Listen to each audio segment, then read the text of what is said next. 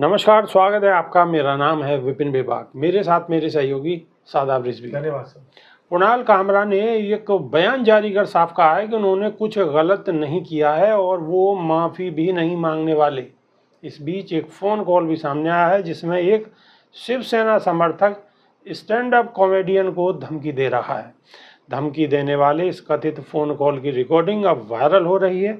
53 second की audio clip में call करने वाले को कामरा को गाली देते हुए ये कहते हुए सुना जा सकता है कि उनका हश्र मुंबई के स्टूडियो जैसा ही होगा, जहां शिंदे को निशाना बनाकर उनका शो रिकॉर्ड किया गया था। बातचीत की शुरुआत में कॉल करने वाले ने खुद को जगदीश शर्मा बताया है और कॉमेडियन से उनकी टिप्पणियों के बारे में सवाल करता है। इस दौरान वो कहता है कि जाओ और देखो कि हमने होटल या स्टूडियो का क्या हाल कर दिया है।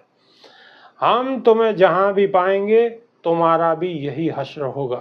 इस पर कामरा कहता है कि वह इस समय तमिलनाडु में है, आ जाओ। कांग्रेस की महिला नेत्री सुप्रिया श्रीनेत ने ये ऑडियो शेयर की है। साथ ही तंज कसते हुए कहा है कि क्या गजब कॉमेडी चल रही है। शादाब रिजवी, देखिए, कॉमेडी का दौर है और कॉमेडी में सब लोग मजे ले रहे हैं। कॉमेडी तो वो भी है जब एक इंटरव्यू आता है और उसमें ये सवाल पूछे जाते हैं कि आप काट के खाते हैं या चूस के खाते हैं।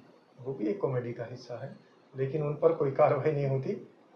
कॉमेडियन बदले हैं, लेकिन कॉमेडियन के साथ साथ तंज कसने वाली पार्टी बदल गई। सबसे बड़ी बात ये है जी। अगर कांग्रेस पे तंज कसे जाते थे तो कुछ नहीं था। आपको मैं एक वाकया याद दिलाऊं, एक किस्सा है डॉक्टर राहत इंदौरी साहब का। वो इस दुनिया में नहीं रहे जी।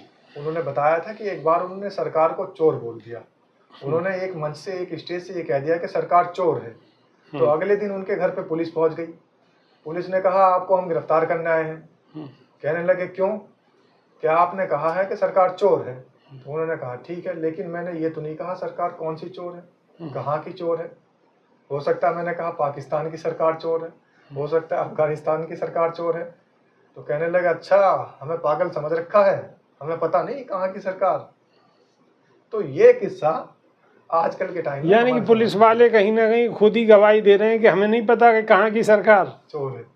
तो इसी तरीके से कॉमेडियन जो कुणाल कामरा है, उन्होंने तो बात कही, उन्होंने छोटा फैंटा एक शब्द का इस्तेमाल किया। अब छोटा फैंटा वो कौन है उन्होंने तो नहीं बताया, लेकिन फिर भी लोग समझ रहे हैं कि छोटा फैंटा कौन है।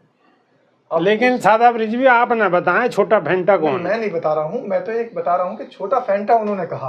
अब हमें तो खुद नहीं पता वो छोटा फैंटा कौन है, लेकिन लोगों को फिर भी बुरी लग रही है। वो कौन लोग हैं जिनको बुरी लग रही है, भाई वो जाने किसको कहा छोटा फैंटा।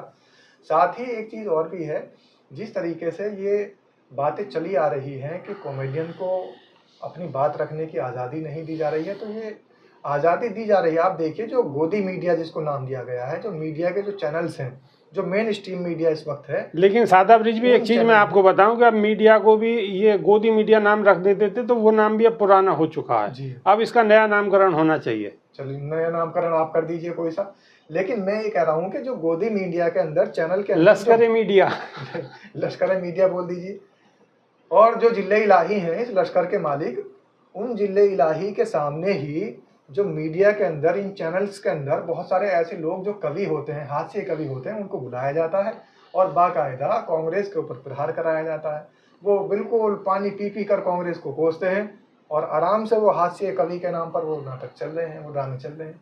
तब क्यों नहीं किसी के अंदर ये उम्मीद जगी कि हाँ भाई, ये जो हास्य कवि के जरिए एक राजनीतिक पार्टी को निशाना बनाया जा रहा है, ये गलत है।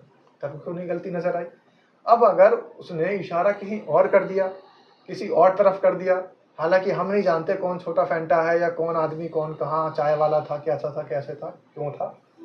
उन्होंने जब इशारा उधर की साइड किया तो उधर तबके के लोग आखिर इतना क्यों बिलबिलाए घूम रहे हैं। फिर वो पिक्चर हॉल, जहाँ वो ऑडिटोरियम था या मॉल था, जहाँ पे उनका वो ऑर्गेनाइज था प्रोग्राम, उसे जाके तोड़ फोड़ दिया। ये तो वही वाली बात हो गई कि छावा मूवी जहाँ जहाँ दिखाई जा रही थी, पर्दे तोड़ दिए, पर्दे जला दिए, तोड़ फोड़ कर दी, औरंगजेब की कब्र को तोड़ने फोड़ने के काम कर रहे हैं। तो भाई, तुम अभी जो हिम्मत जुटा रहे हो, आपके जो पूर्वज थे उन्होंने तो 350 साल पहले ये हिम्मत नहीं जुटा पाए। आप 300 350 साल बाद आप ये हिम्मत निकाल कर लाए हो, तो इससे तो कोई फायदा नहीं है। स्टैंड अप कॉमेडी के जरिए अगर कोई अपनी बात कर रहा है, आप उस पर भड़ास निकाल रहे हो, तो इससे तो कोई फायदा नहीं है। ये अभिव्यक्ति की आज़ादी है और अगर आप उसे यहाँ उसकी बात कहने से रोकोगे तो इस देश के अंदर उस व्यक्ति के इतने प्लेटफॉर्म बन चुके हैं, वो अमेरिका में जाकर कहेगा, शिकागो में जाकर कहेगा, वो मलेशिया में जाकर कहेगा, हर जगह जाकर कहेगा। तो ये जो नफरत के बीज आप बो रहे हैं, इसको काटना पड़ेगा। हाल ही की एक खबर और है विभाग की, वो भी बताता चलूँ।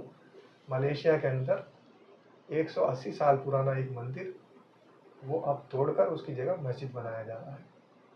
ये राजनीति कहाँ से शुरू हुई, ये रास्ता किसने दिखाया, सारा देश जानता है, सारी दुनिया जानती है। जैसा बोओगे वैसा काटोगे। 180 साल पुराना मंदिर मलेशिया के अंदर तोड़कर मस्जिद बनाई जा रही है।